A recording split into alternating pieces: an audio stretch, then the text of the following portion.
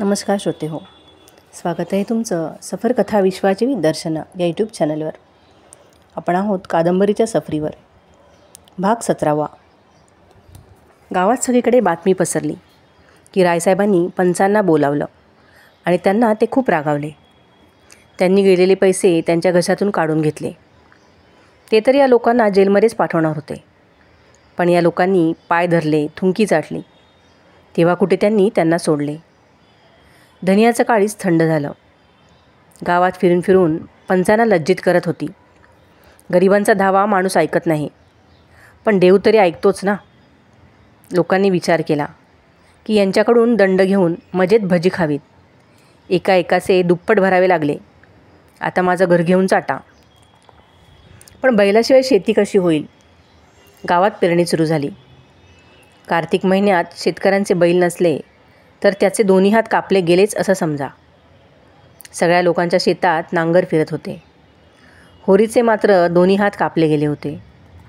इतरांकडे शेतात बियाणं पडलं होतं. कुठे कुठे गाण्याची लकीर ऐकू येते. होरीचं शेत एखाद्या अनाथ अबलेच्या घराप्रमाणे सुनसान पडलं होतं. पुण्याकडे बैल होता, शोभाकडेही होता, पण आपल्या लागवडीपुढे होरीच्या शेतात लागवड करायला त्याला फुरसत कुठली? होरी दिवसभर इकडून तिकडे फिरत होता. कधी कोणाच्या शेतात जाऊन बसायचा, त्याची पेरणी करून द्यायचा. त्यातून मग काही धान्य मिळायचं. धनिया, सोना, रुपा सगळेच इतरांच्या पेरण्यासाठी काम करत होते. जोपर्यंत पेरण्या होत होत्या तोपर्यंत पोटाला रोटी मिळत होती. फारसे कष्ट होत नव्हते. मानसिक वेदना होत होती, पण पोटापुरतं जेवायला मिळत होतं. रात्री नवरा बायकोच्यात थोडंसं भांडण व्हायचं. कार्तिक महिना संपला आणि गावात मजुरी मिळणं बंद झालं. होरीच्या घरात खाण्यासाठी काहीच नव्हतं. दिवसा थोडेसे भाजलेले मटार मिळाले, पण आता चूल पेटवून करण्यासारखं काहीच नव्हतं. रूपा भुकेने व्याकुळ झाली होती आणि दाराशी आकटीपुढे डोळे लावून बसली होती. आता तिला रडू येत होतं. घरात धान्याचा कणही नव्हता. मग सांगणार तरी काय आणि मागणार तरी काय? जेव्हा भूक सहन झाली नाही तेव्हा आग मागण्याच्या निमित्ताने पुनियाच्या घरी गेली. पुनिया बाजरीची भाकरी आणि घोळूची भाजी करत होती. सुगंधाने रूपाच्या तोंडाला पाणी सुटलं. पुनियाने विचारलं, अजून तुझ्या घरात चूल पेटली नाही का? रूपाने दिनवानेपणे म्हटलं, आज घरात काहीच नाही, मग चूल कशी पेटणार? मग विस्तव कशाला हवा? दादा तंबाखू ओढतील. पुनियाने पेटलेल्या गवरीचं खांड तिच्याकडे फेकलं, पण रूपाने ते उचललं नाही. जवळ जाऊन म्हणाली, तुझ्या रोट्यांचा खरपूस वास येतोय. मला बाजरीची रोटी खूप आवडते. पुनियाने हसून म्हटलं, खाणार? आई रागावेल. आईला कोण सांगायला जाते? रूपाने पोटभर रोटी खाल्ली आणि खरकट्या तोंडानेच पळत पळत घरी आली. होरी हिमसून बसला होता. एवढ्यात पंडित दातादींने हाक मारली. होरीच्या छातीत धडधडू लागलं. आता कुठली नवीन आपत्ती येणार? येऊन त्यांना चरणस्पर्श केला आणि शेकोटीपुढे त्यांच्यासाठी बाजलं टाकलं. दातादींने बसत बसत त्याच्यावर अनुग्रह केल्याच्या स्वरात म्हटलं, आता तुझं शेत रिकामच पडलं असेल. तू गावात कुणालाच काही बोलला नाहीस, नाहीतर भोलाची काय बिशाद होती की तुझे बैल घेऊन जाईल. इथेच प्रेत पडलं असतं. मी जानवं हातात घेऊन सांगतो, मी तुला दंड केला नव्हता. धनिया मला उगीचच बदनाम करत फिरते आहे. हे लाला पटेश्वरी आणि झिंगुरी सिंह यांचं कारस्थान आहे. मी केवळ लोकांच्या सांगण्यावरून पंचायतीत बसलो होतो. ते तर आणखी कडक दंड लावत होते. मीच सांगून समजावून तो कमी करायला लावला. पण आता सगळेच डोक्याला हात लावून रडतायत. त्यांना वाटत होतं इथे त्यांचंच राज्य आहे. गावचाच राजा दुसराच कोणी आहे हे लक्षात घेतलं नव्हतं. ते जाऊ दे. आपल्या शेताच्या लागवडीची काय व्यवस्था केली आहेस? होरीने रुद्ध कंठाने म्हटलं, काय सांगू महाराज, तसंच पडीक राहणार. पडीक राहणार? मग मोठाच अनर्थ होईल. देवाची इच्छा, त्यापुढे आपलं काय चालणार? मी असताना तुझं शेत पडीक कसं राहील? उद्या मी तुझी पेरणी करवतो. आता शेतात थोडी ओल आहे. पीक 10 दिवस उशिरा येईल. यापेक्षा वेगळं काही बोलायचं नव्हतं. पिकात तुझा माझा अर्धा हिस्सा राहील. त्यात तुझाही तोटा नाही आणि माझाही. आज बसल्या बसल्या मी विचार केला आणि मला खूप वाईट वाटलं. नेहमीच नांगरट असलेलं शेत तसंच पडीक राहणार? होरी विचारात पडला.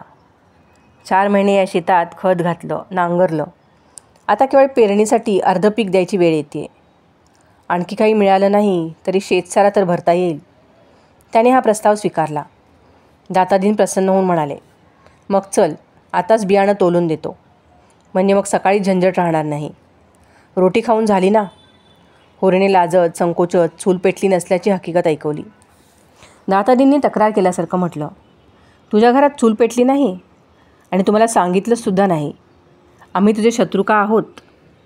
मला म्हणूनच तुझा राग येतो. अरे बाबा, यात लाज शरम वाटण्यासारखं काय आहे? आपण सगळे एकच तर आहोत. तू शूद्र काय, मी ब्राह्मण काय? आहोत सगळे एकाच घरातले. सगळे दिवस सारखेच नसतात. कुणास ठाऊक, उद्या कदाचित माझ्यावर काही संकट येईल. मी त्यावेळी माझं दुःख तुला नाही सांगणार, तर आणखी कुणाला सांगणार? असो, जे झालं ते झालं. बियाणाबरोबर तुला मन 2 मन धान्य देतो. अर्ध्या तासात होरी मनभर जवसाची पाटी डोक्यावर घेऊन आला आणि घराचं रहाडगाडगं पुन्हा चालू झालं. धनिया रडत होती आणि धैर्याने जवस दळत होती. भगवान तिला कोणत्या कुकर्माचा दंड देतोय तिच्या मनात आलं. दुसऱ्या दिवसापासून पेरणी सुरू झाली. होरीचा सगळा परिवार या कामात लागला. दातादीनला फुकटातले मजूर मिळाले. आता कधीकधी त्याचा मुलगा मातादीनसुद्धा घरी यायचा. तरुण रसिक माणूस, बोलणंही मिठास. दातादीन जे काही कुणाचं हिसकावून झपाटा मारून आणत होते ते दातादीन भांगेत पत्त्यात उडवत होता. एका चांभारणीशी त्याचे अनैतिक संबंध होते, त्यामुळे अद्याप त्याचा विवाह झाला नव्हता. ती वेगळी राहत होती, पण सगळ्या गावाला हे रहस्य माहीत झालेलं होतं. पण कोणी बोलू शकत नव्हतं. आमचा धर्म आहे, आमचं भोजन. जर भोजन पवित्र राहिलं तर आमच्या धर्मात बाधा येऊ शकत नाही. रोट्या ढाल बनवून अधर्मापासून आमचं रक्षण करतात. आता भागीत शेती होत असल्यामुळे मातादीनला जुनियाशी बोलण्याची संधी मिळत होती.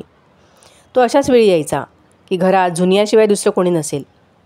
जुनिया रूपवती नव्हती, पण तरुण होती आणि त्याच्या चांभारणीपेक्षा खूपच चांगली होती. काही दिवस शहरात राहिल्यामुळे बोलणं चालणं कपडे यात नेटनेटकेपणा आला होता. लज्जाशीलही होती. स्त्रीचं हेच तर सगळ्यात मोठं आकर्षण असतं ना. मातादीन कधीकधी तिच्या मुलाला कडे खांद्यावर घ्यायचा, त्याच्यावर प्रेम करायचा. जुनिया खुश व्हायची. एक दिवस त्याने जुनियाला विचारलं, काय सांगू महाराज, भाग्याने खेचत आणलं. मातादीन दुःखी मनाने म्हणाला, मोठा विश्वासघातकी माणूस आहे. तुझ्यासारख्या लक्ष्मीला सोडून कुठे उकिरडे फुंकत फिरतोय कुणास ठाऊक. चंचल स्वभावाचा आहे, म्हणून मला शंका येते. आणखी कुठे फसला तर नसेल ना? अशा माणसाला गोळीच मारायला हवी. जिचा हात धरला तिच्याशी निष्ठावंत राहणं, हे शेवटपर्यंत निभावणं, हा माणसाचा धर्म आहे. एका माणसाचं आयुष्य उद्ध्वस्त करून दुसऱ्या घरात शोधाशोध करणं, हे कसलं काय? जुनिया रडू लागली. मातादीनने इकडे तिकडे बघून तिचा हात धरला आणि तिला समजावू लागला, तू त्याची कशाला पर्वा करतेस? निघून गेला, जाऊ दे. तुला कशाची कमी आहे? रुपये पैसे दागिने कपडे जे हवं असेल ते मला सांग. जुनियाने हळूच हात सोडवून घेतला आणि मागे होत म्हणाली, आपली कृपा आहे महाराज. मी तर कुठेच राहिले नाही. घरातूनही गेले, इथूनही गेले. माया मिळाली नाही की राम हाती आला नाही. दुनियेचे रंगढंग माहीत नव्हते. याच्या गोड गोड बोलण्याला फसले आणि जाळ्यात अडकले. मातादीनने गोबरला नावे ठेवायला सुरुवात केली. तो अगदी लफंगा आहे. जेव्हा बघावं तेव्हा आईबापाशी भांडण. कुठे पैसे मिळाले लगेच जुगार खेळणार. चरस आणि गांजात त्याचा जीवच वसलेला होता. मित्रांबरोबर भटकायचं, बायका मुलींची छेड काढायची, हेच त्याचं काम. ठाणेदार बदमाशगिरी केल्याबद्दल त्याला अटक करणार होते. आम्ही त्यांची खूप खुशामत केली तेव्हा सोडले. दुसऱ्यांच्या शेताखळ्यातून धान्य ओढवत होता. कित्येक वेळा त्यानेच पकडलं होतं, पण गावचा घरचा विचार करून सोडून दिलं. सोनाने बाहेर येऊन म्हटलं, अम्मा म्हणते आज धान्य काढून उन्हात घाल, नाहीतर पोरकिडे होतील. पंडितांनी जसं काही धान्याच्या कोठीतच पाणी ओतलंय. मातादीनने आपली सफाई देत म्हटलं, मला वाटतं तुमच्या घरी पाऊसच पडला नाही. या 4 महिन्यात लाकडंसुद्धा ओलं होते. मग धान्याबद्दल काय बोलायचं? हे बोलता बोलता तो बाहेर निघून गेला. सोनाने येऊन त्यांच्या रंगाचा भंग केला होता.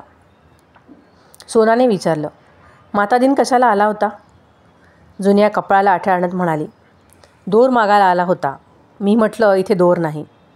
हा सगळा बहाणा आहे. मोठा वाईट माणूस आहे. काय वाईट आहे त्याच्यात? तुला माहीत नाही, सिलिया चांभारणीला त्याने ठेवली आहे. त्यामुळे काय माणूस वाईट होतो? मग कशामुळे माणूस वाईट होतो? तुझा दादा मला घेऊन आला, मग तो पण वाईट आहे? सोनाने याचं उत्तर दिलं नाही. माझ्या घरी आला तर हाकलून देईन, आणि त्याच्याशी तुझं लग्न झालं तर? सोना म्हणाली, भाभी तू तर शिव्या देतीयस. यात शिव्या कुठे आल्या? मला बोलले तर एक ठेवून देईन. मग काय, तुझा विवाह एखाद्या देवतेशी होणार आहे की काय? गावात इतका सुंदर साजरा दुसरा कोणी आहे का? मग तूच जा ना त्याच्याबरोबर. सिलियापेक्षा लाखपटीने चांगली आहेस तू. मी का जाऊ? मी एकाबरोबर आले ना. मग तो चांगला असो की वाईट. मग मी सुद्धा ज्याच्याशी विवाह होईल त्याच्याबरोबरच जाईन, चांगला असो वा वाईट. यावर्षी इकडे एक साखर कारखाना निघाला होता. तिथले कारकून आणि दलाल गावागावात फिरून शेतकऱ्यांचा शेतातला उभा ऊस भाव करून घेत. एक दिवस त्याचा कारकून याही गावात आला. मिस्टर खन्नांनी उघडला होता तोच हा कारखाना. शेतकऱ्यांनी जेव्हा भावाबद्दल विचारलं तेव्हा लक्षात आलं की गूळ बनवण्यात काहीच फायदा नाही. गूळ बनवण्याची मेहनत करून त्याला जेवढा भाव मिळाला असता तेवढाच भाव जर शेतात उभ्या असलेल्या ऊसाला मिळणार असेल तर गूळ तयार करायची मेहनत कशाला करायची? सगळा गाव ऊस विकायला तयार झाला. थोडं कमी मिळालं तरी हरकत नाही, लगेचच तर पैसे मिळतील. कुणाला बैल घ्यायचा होता, कोणाची बाकी चुकती करायची होती, कोणाला महाजनांकडून गळा सोडून घ्यायचा होता. हिराला कमीत कमी 100 रुपयांची आशा होती. यात एक साधी जोडी आली असती. पण महाजनांचं काय करणार? दातादीन मंगरू, दुलारी, जिंगुरीसिंह सगळेच जीव खात होते. पण महाराजांना द्यायला लागलं तर 100 रुपयात व्याजसुद्धा भागणार नाही. अशी कुठलीच युक्ती सुचत नव्हती की उसाचे पैसे तर हातात येतील आणि कुणाला खबरही लागणार नाही. बैल घरात येतील तेव्हा काय करतील? गाडी जुंपली की सगळा गाव बघेल. ऊस तोलून पैसे मिळाले की तेही सगळ्यांना कळेलच. मंगरू आणि मातादीन आमच्याबरोबरच असण्याची शक्यता आहे. इकडे रुपये मिळाले, तिकडे त्यांनी गळा पकडला. संध्याकाळी गिरधरने विचारले, तुमचा ऊस कधी जाईल? होरी काका. होरीने उडवाउडवी करत म्हटलं, अजून काही नक्की नाही. तू कधी घेऊन जाणार? गिरीधरीनेही उडवाउडवी केली. माझंही काही नक्की नाही अजून. लोक अशा तऱ्हेनेच थापा मारत होते.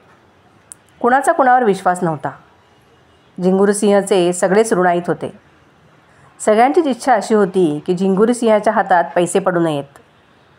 तो सगळेचे सगळे पैसे घेईल आणि दुसऱ्या दिवशी लोक पैसे मागायला जातील. तेव्हा नवा कागद, नव्याने नजराणा, कागद करायचे नव्याने पैसे. दुसऱ्या दिवशी शोभा येऊन म्हणाला, दादा असा काही उपाय करा की झिंगुरीला पटकी होईल. असा पडावा की पुन्हा उठणारच नाही. होरी हसून म्हणाला, का? त्याला मुलंबाळं नाहीत? त्याच्या मुलाबाळांचं पाहायचं की आपल्या मुलाबाळांचं? तो 2-2 बायकांना आरामात बघतो. इथे कोरडी भाकरीसुद्धा नशिबात नाही. सगळे पैसे घेऊन टाकेल, एक पैसा घरी आणून देणार नाही. माझी परिस्थिती तर यापेक्षाही वाईट आहे. पैसे हातून गेले तर माझा सर्वनाश होईल. बैलांशिवाय काम कसं चालेल? आता 2-3 दिवस ऊस वाहून नेण्यातच जातील. सगळा ऊस तिथे पोचल्यावर जमादाराला सांगूया, भैया हवं तर काही घे, पण ऊसाचं झटपट वजन कर. पैसे मागवून दे. इकडे झिंगुरीला सांगूयात पैसे अजून मिळाले नाहीत. होरीने विचार करत म्हटलं, झिंगुरी तुझ्या माझ्यापेक्षा कितीतरी पट चतुर आहे. जाऊन मुनिमाला भेटेल आणि त्याच्याकडून पैसे घेईल. तू आणि मी फक्त बघत बसू. ज्या खन्नाबाबूचा कारखाना आहे त्यांचीच महाजनी पण आहे. सगळे एक आहेत. शोभा निराश होऊन म्हणाला, या महाजनांकडून कधी गळा सुटेल कुणास ठाऊक. होरी म्हणाला, या जन्मात तरी काही आशा नाही. आम्हाला राज्य नको, भोग नको, विलास नको. जाडेभारडे कपडे आणि साधंसुधं खाणं नि मर्यादित राहणं एवढंच हवं आहे आम्हाला. पण तेवढंही जमत नाही. शोभाने धूर्तपणे म्हटलं, मी तर दादा यावेळी सगळ्यांनाच चकवायचं ठरवलं आहे. जमादाराला काहीतरी देईन आणि सांगेन, पैशांसाठी आम्हाला खूप वेळा खेपा घालायला लाव. बघूया झिंगुरी किती खेपा घालतो. होरी हसून म्हणाला, यातलं काहीही होणार नाही शोभा. झिंगुरी सिंहाच्या हातापाया पड, त्यातच भलं आहे. आपण जाळ्यात अडकलो आहोत. जितकी फडफड करू तितके जास्त जखडले जाऊ. तुम्ही तर दादा म्हाताऱ्यासारखं बोलताय. पिंजऱ्यात अडकून बसणं म्हणजे भित्रेपणा आहे. पंख आणखी जखडले जातील तर जाऊ दे, पण गळा सोडवण्यासाठी जोर करायलाच हवा. जास्तीत जास्त काय होईल? झिंगुरी सिंह घरादाराचा लिलाव करेल. करू दे. मी तर म्हणतो आम्हाला मुळीच पैसे देऊ नका. उपाशी मरू द्या. लाथा घाला. एक पैसा देखील उधार देऊ नका. पण पैसेवाल्यांनी उधार दिलं नाही तर व्याज कुठून घेणार? एक आमच्यावर दावा करतो, दुसरा कमी व्याजावर पैसे उधार देऊन आपल्या जाळ्यात फसवतो. मी अशाच दिवशी पैसे घ्यायला जाईन ज्या दिवशी झिंगुरी सिंह कुठेतरी इकडे तिकडे गेला असेल. होरीचं मनही विचलित झालं. हे ठीक होईल. उसाचं वजन करू, पैसे वेळेप्रसंग पाहून घेऊन येऊ. ठीक आहे, हीच चाल चालूया. दुसऱ्या दिवशी सकाळी गावात अनेकांनी ऊसतोडणी सुरू केली. होरी पण आपल्या शेतात विळा घेऊन पोहोचला. इकडे शोभा त्याच्या मदतीला आला. पुनिया, धनिया, सोना सगळे शेतात जाऊन पोहोचले. कुणी ऊस तोडत होतं, कोणी सोलत होतं, कुणी मोळ्या बांधत होतं. महाजनांनी जेव्हा ऊस तोडताना पाहिलं तेव्हा त्यांच्या पोटात बेडूक टुणटुण उड्या मारू लागले. एका बाजूने दुलारी धावली, दुसऱ्या बाजूने मंगरूसाह, तिसरीकडून माता दीन आणि पटेश्वरी आणि झिंगुरीचे नोकर. दुलारीने हातात आणि पायात मोठी मोठी चांदीची कडी घातली होती.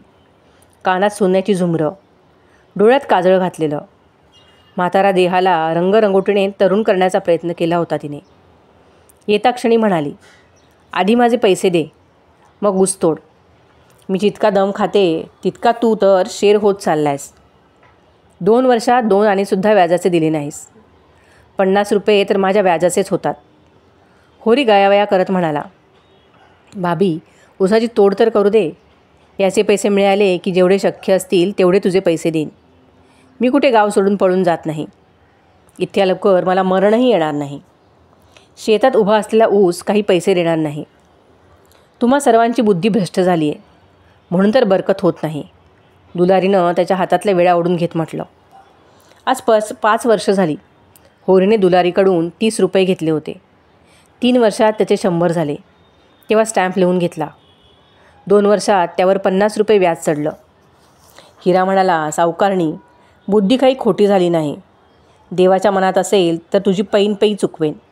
सध्या तंगी आहे, मग तुला जे काही म्हणायचं असेल ते म्हण. सावकारीन जाते न जाते तोच मंगरूसाह येऊन पोहोचला. काळा रंग, पोट कमरेच्या खाली ओघळलेलं, पुढे आलेले 2 मोठे दात, जसे काही चावा घेण्यासाठीच पुढे आलेत. डोक्यावर टोपी, गळ्यात उपरणं. वय काही 50पेक्षा जास्त नाही, पण चालताना काठीचा आधार घ्यावा लागत होता. दमा होता, खोकलाही यायचा. काठीच्या आधाराने उभे राहिले आणि होरीला दरडावत म्हणाले, प्रथम माझे पैसे दे होरी, मग ऊस तोड. मी तुला उधार पैसे दिले होते, दान केले नव्हते. 3 वर्ष झाली, न व्याज न मुद्दल. असं समजू नकोस की तुला माझे पैसे हडप करता येतील. मी तुझ्या मुर्द्याकडूनही वसूल करीन. शोभाने मस्करी केली. म्हणाला, मग घाबरता कशाला साहाजी? त्यांच्या मुर्द्याकडूनच वसूल करा ना. नाहीतर 1-2 वर्षात मागे पुढे दोघेही स्वर्गात पोहोचाल. तिथे देवापुढेच आपला हिशोब चुकता करून घ्या. मंगरूने शोभाला खूप बलभुरं ऐकवलं. चोर, बदमाश, बेईमान इत्यादी इत्यादी. घ्यायच्या वेळी शेपूट हलवता आणि द्यायच्या वेळी आली की गुरगुर करता. घर विकेन, बैलाचा लिलाव करेन. शोभा पुन्हा म्हणाला, खरं सांगा साहाजी, अगदी इमानाने सांगा, किती रुपये दिले होते, ज्याचे आता 300 झाले? तुम्ही जर वर्षाला व्याज दिलं नाही तर पैसे आपोआप वाढणारच ना. पण अगदी सुरुवातीला प्रथम किती रुपये दिले होते? 50च ना. पण किती वर्ष झाली ते तर बघ. 5-6 वर्ष झाली असतील. पुरी 10 वर्ष झाली. 11वं चालू आहे. 50 रुपयाचे 300 रुपये घेताना तुम्हा जराही शरम वाटत नाही? शरम कसली? रुपये घेतले आहेत उधार की दान मागताय? होरीने त्यांनाही झगडा संपवून विनंती करत परत पाठवलं. दातादींनं होरीबरोबर अर्ध्या हिश्श्यात शेती केली होती. त्यामुळे यावेळी काही उकरून काढणं नीतीविरुद्ध होतं. झिंगुरी सिंहने मिलच्या मॅनेजरला आधीपासूनच सगळं सांगितलं होतं. त्यांचे शिपाई गाड्यांवर ऊस लादून नावेवर पोहोचवत होते. नदी गावापासून अर्ध्या मैलावर होती. एक गाडी दिवसातून 7-8 खेपा करत होती. नाव एका खेपेत 50 गाड्यांचं ओझं वाहून नेत होती. हे सगळं किफायतशीर होतं. या सुविधेची व्यवस्था झिंगुरी सिंहाने करून सगळ्या इलाख्याला आपल्या उपकाराच्या ओझ्याखाली दबवलं होतं. ऊसाचं वजन करणं सुरू झालं. झिंगुरी सिंहाने मिलच्या फाटकाशीच आपलं आसन जमवलं. प्रत्येकजण आपल्या ऊसाचं वजन करत आणि किमतीची चिठ्ठी घेत.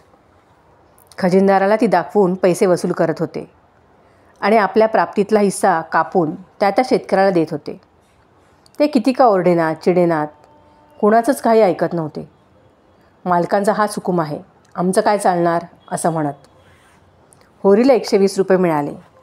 झिंगुरीने आपले व्याजासकट पैसे कापून त्यांनी 25 रुपये हिराच्या हवाली केले.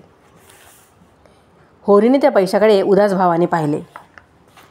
हे घेऊन मी काय करू ठाकूर, हे पण तुम्हीच घ्या, मला मजुरी कुठेही मिळेल. झिंगुरीने 25 रुपये जमिनीवर फेकत म्हटलं, घे किंवा फेकून दे, तुझी इच्छा. तुझ्यामुळे मालकांच्या खुडक्या खाव्या लागतात. शिवाय रायसाहेब डोक्यावर बसलेच आहेत, दंडाचे पैसे द्या म्हणून. तुझ्या गरिबीची दया आली म्हणून इतके रुपये देतोय, नाहीतर एक ढब्बू पैसासुद्धा दिला नसता. रायसाहेबांनी सक्ती केली तर उलट मला घरातून पैसे काढून द्यावे लागतील. होरीने हळूच पैसे उचलले आणि तो बाहेर पडला. बाहेर पडताच नोखेरामने ललकारलं. होरीने 25 रुपये त्याच्या हातावर ठेवले आणि निघाला. त्याचं डोकं गरगरत होतं. शोभालाही इतकेच पैसे मिळाले होते. तो बाहेर पडला तेव्हा त्याला पटेश्वरीने अडवलं. शोभा म्हणाला, माझ्याकडे पैसे नाहीत, जे काय करायचं असेल ते करून घ्या. पटेश्वरी गरम होत म्हणाला, ऊस विकलास की नाही? विकला. तुझा हाच वायदा होता ना की ऊस विकला की पैसे देईन? हो होता ना. मग देत का नाहीस? बाकीच्यांना दिलेस ना? हो दिले. मग मला का देत नाहीस? माझ्यापाशी आता जे उरलं आहे ते माझ्या मुलाबाळांसाठी आहे. पटेश्वरी चिडून म्हणाला, तू पैसे देशील आणि आजच देशील. आता हवी तेवढी बडबड कर. एक रिपोर्ट पाठवला तर 6 महिने आत जाशील. 1 दिवस जास्त नाही, 1 दिवस कमी नाही. इथे रोज जुगार खेळतोस ना? तो एका रिपोर्टात बाहेर पडेल. मी जमीनदार आणि महाजनाचा नोकर नाही, सरकार बहादूरचा नोकर आहे. सगळ्या जगावर त्यांचं राज्य आहे.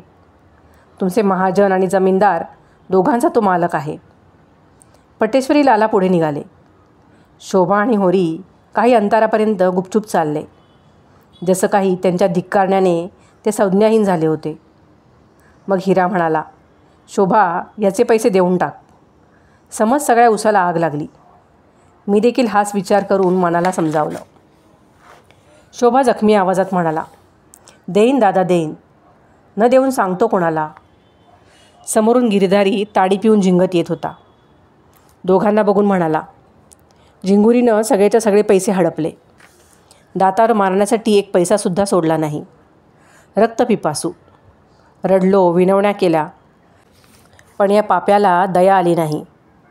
शोभा म्हणाला, ताडी प्यायला आहेस आणि म्हणे एक पैसासुद्धा सोडला नाही. गिरीधरने पोट दाखवत म्हटलं, संध्याकाळपर्यंत पाण्याचा थेंबसुद्धा घशात उतरला असेल तर गोमासा बरोबर. एक आणा तोंडात दाबून ठेवला होता, त्याची ताडी प्यालो. विचार केला, वर्षभर घाम गाळलाय, निदान 1 दिवस तरी ताडी पिऊ. पण खरंच सांगतो, नशा नाही आली. एक आण्यात काय नशा येणार? हा झिंगत झिंगत चाललो आहे, त्यामुळे लोकांना वाटेल खूप प्यालो आहे. चांगला हिशेब आहे. 20 घेतले, त्याचे 108 भरले. काही हद्द आहे की नाही? होरी घरी आला तेव्हा रूपा पाणी घेऊन धावली. सोनाने चिलीम भरून आणली.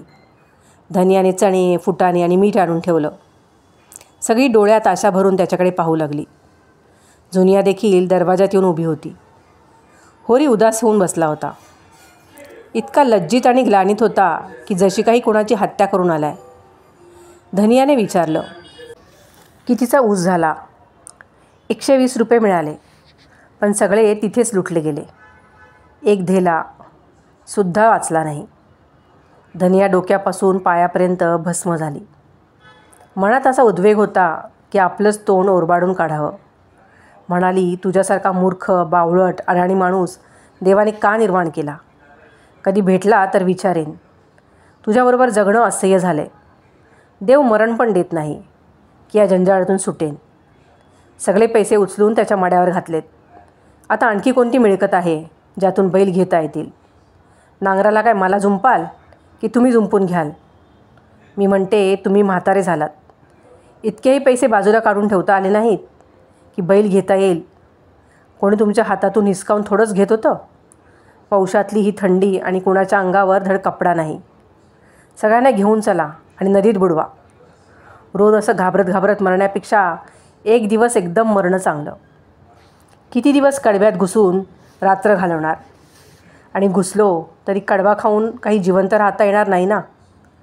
तुझी इच्छा असेल तर खा गवत. आमच्याकडून काही गवत खाल्लं जाणार नाही. बोलता बोलता तिला हसू आलं.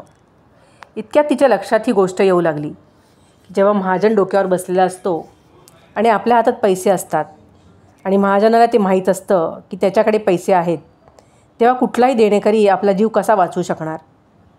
होरी मान खाली घालून आपल्या भाग्याला दोष देत रडत होता. धनियाचं हसणं त्याला दिसलं नाही. तो म्हणाला, मजुरी तर मिळेल, मजुरी करून खाऊ. धनियाने विचारलं, या गावात कुठे आहे मजुरी आणि कोणत्या तोंडाने मजुरी करणार? शेतमालक म्हणून घेता ना. होरीने चिलमीचे काही झुरके घेत म्हटलं, मजुरी करणं पाप थोडंच आहे. मजूर बनलं की शेतकरी होता येतं. शेतकरी बिघडला की मजूर बनतो. मजुरी करणं नशिबात लिहिलेलं नसतं. तरी सगळी विपत्ती कशाला आली असती? गाय का मेली असती? मुलगा नालायक का निघाला असता? धनियाने आपल्या मुलींकडे आणि सुनेकडे पाहत म्हटलं, तुम्ही सगळ्यांच्या सगळ्या अशा घेरून का उभ्या राहिलाय? जाऊन आपापलं काम बघा. जे लोक बाजारातून येताना आपल्या मुलाबाळांसाठी 2-4 पैशाची काही ना काही वस्तू घेऊन येतात ते लोक वेगळेच असतात. इथे तर रोग लागला आहे, पैसे घालवायचे कसे? त्यामुळेच यांच्या मिळकतीची भरभराट होत नाही. जो खर्च करतो त्यालाच मिळतात. जो खाऊ पिऊ शकत नाही, कपडे वापरू शकत नाही, त्याला पैसे मिळायलाच कशाला हवेत? जमिनीत गाडून ठेवायला? होरीने हसत विचारलं, कुठं आहे ती गाडलेली थैली? जिथे ठेवली आहे तिथे असेल. वाईट एवढ्यासाठीच वाटतं की हे सारं माहीत असूनसुद्धा पैशासाठी मरता. 4 पैशांसाठी एखादी वस्तू आणून मुलाच्या हातावर ठेवली असती तर पैसे पाण्यात नसते गेले.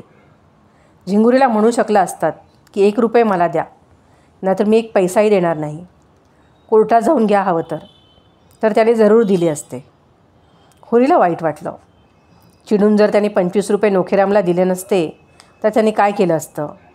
जास्तीत जास्त 2-4 आणि व्याज घेतलं असतं. पण आता काय करणार? चूक झाली. झुनियाने आज जाऊन सोनाला म्हटलं, मला दादांची खूप दया येते. बिचाऱ्या दिवसभर थकून भागून घरी आले तर आम्हा टोचायला लागली. महाजनांनी गळा दाबल्यावर काय करणार बिचारे? मग बैल कुठून येणार? महाजनाला त्याचे पैसे हवेत. तुमच्या दुःखांशी त्याचं काय देणं घेणं? आई तिथे असती तर महाजनाला चांगली मजा चाखवली असती. बिचारा रडत बसला असता. जुन्या चेष्टेने म्हणाली, इथे रुपयांची कुठे कमतरता आहे? तू जरा महाजनांशी हसून बोल. बघ सगळे पैसे सोडून देतो की नाही. खरंच सांगते, दादांचं सगळं दुःख दारिद्र्य दूर होईल. सोनाने दोन्ही हातांनी तिचं तोंड दाबत म्हटलं, बस बस पुरे झालं. नाहीतर आता जाऊन अम्माजवळ मातादींबद्दल सगळंच सांगून टाकीन. जुनियाने विचारलं, काय सांगशील आईला? सांगण्यासारखं काही असायला तर हवं ना. कुठल्या ना कुठल्या बहाण्याने तो घरी येतो, तेव्हा त्याला काय सांगू? घरातून निघून जा.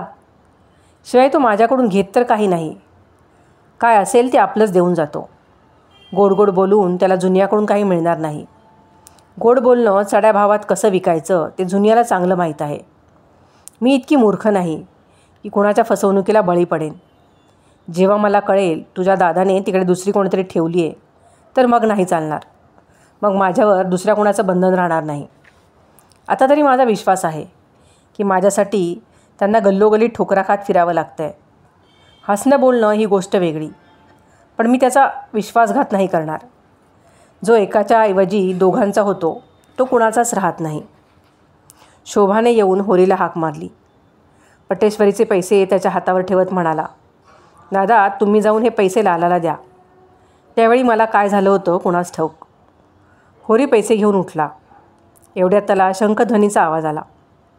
गावाच्या त्या टोकाला ध्यानसिंह नावाचा ठाकूर राहत होता. पलटणीत नोकरीला होता. 10 वर्षानंतर रजा घेऊन आला होता. येऊनही बरेच दिवस झाले होते. बगदाद, अदन, सिंगापूर, बर्मा सगळीकडे फिरले होते. आता लग्न करण्याच्या विचारात होते, म्हणून पूजापाठ करून ब्राह्मणांना प्रसन्न ठेवू इच्छित होते.